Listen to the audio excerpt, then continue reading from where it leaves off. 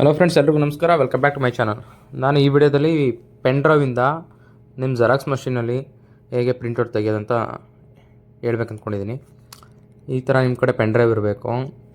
ನಿಮ್ಮದು ಜೆರಾಕ್ಸ್ ಮಷೀನಲ್ಲಿ ಇಲ್ಲ ಪ್ರಿಂಟರಲ್ಲಿ ಈ ಥರ ಪೋರ್ಟ್ ಇರಬೇಕು.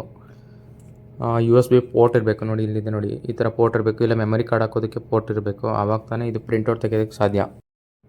ಈ ಪೆನ್ ಡ್ರೈವನ್ನು ಇಲ್ಲಿ ಹಾಕಬೇಕು. ನೀಟಾಗಿ ಪ್ರೆಸ್ ಮಾಡಬೇಕು. ಪ್ರೆಸ್ ಮಾಡಿ ಆದಮೇಲೆ ಸ್ಕ್ರೀನ್ ಮೇಲೆ ನೀವು ಹೋಮ್ ಬಟನ್ ಅಂತ ಇರುತ್ತೆ ನೋಡಿ, ಇಲ್ಲಿ ಹೋಮ್ ಇದು ನೋಡಿ, ಈ ಥರ ತೋರಿಸುತ್ತೆ.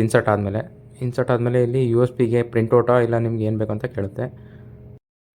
ಆವಾಗ ನೀವು ಈ ಥರ ಫೈಲ್ನ ಚೂಸ್ ಮಾಡ್ಕೋಬೋದು. ಇಲ್ಲಿ ಫೈಲ್ನ ನೋಡಿ, ಈ ಥರ ಇರುತ್ತೆ. ಅದನ್ನು ನೀವು ಬೇರೆ ಆ್ಯಂಗಲಲ್ಲಿ ಕೂಡ ಚೂಸ್ ಮಾಡ್ಕೋಬೋದು. ಈಸಿಯಾಗಿ ನೀವು ಸರ್ಚ್ ಮಾಡ್ಕೋಬೋದು ಫೈಲ್ನ, ಯಾವ ಫೈಲು ಅಂತ ಹೇಳ್ಬಿಟ್ಟು. ಅದಕ್ಕೂ ಮುಂಚೆ ನೀವು ಕನ್ಫರ್ಮ್ ಮಾಡ್ಕೋಬೇಕು ನಿಮ್ಮ ಲ್ಯಾಪ್ಟಾಪಿಂದ ಇಲ್ಲ ಮೊಬೈಲ್ ಫೋನಿಂದ ಈ USB ಎಲ್ಲಿದೆ ಅಂತ ಹೇಳ್ಬಿಟ್ಟು. ಈ ಥರ ಸೆಲೆಕ್ಟ್ ಮಾಡ್ಕೋಬೇಕು. ನೋಡಿ, ಇಲ್ಲಿ ಫೈಲ್ ಸೆಲೆಕ್ಟ್ ಮಾಡ್ಕೋಬೇಕು. ನಿಮ್ದು ಯಾವ್ದು ಬೇಕದು. ಇಲ್ಲಿ ಕ್ವಾಂಟಿಟಿ ಕೂಡ ಚೇಂಜ್ ಮಾಡ್ಕೋಬೋದು ನೀವು. ಮತ್ತು ಕಲರ್ ಬೇಕಾ, ಮತ್ತು ಸೆಟ್ಟಿಂಗ್ಸ್ಗೆ ಹೋದರೆ ಅಲ್ಲಿ ಪ್ರಿಂಟಿಂಗ್ ಸೆಟ್ಟಿಂಗ್ಸ್ ಅಂತ ಇದೆ ನೋಡಿ, ಅಲ್ಲಿ ಪಕ್ಕದಲ್ಲಿ. ಅಲ್ಲಾದರೆ ಕಲರ್ ಬೇಕಾ, ವೈಟ್ ಆ್ಯಂಡ್ ಬ್ಲ್ಯಾಕ್ ಬೇಕಾ, ಎಷ್ಟು ಕ್ವಾಂಟಿಟಿ ಬೇಕೋ ಅದೆಲ್ಲ ಕೂಡ ಸೆಟ್ ಮಾಡ್ಕೋಬೋದು. ಇಷ್ಟೇ, ಈಸಿ. ಮತ್ತು ನೀವು ತೆಗಿಬೇಕಾದ್ರೆ ಕೂಡ ಅದನ್ನು ರಿಮೂವ್ ಮಾಡಿಬಿಟ್ಟು ತೆಗಿಬೇಕು, ಅಲ್ಲಿ ರೈಟ್ ಮಾರ್ಕ್ ಹತ್ರ.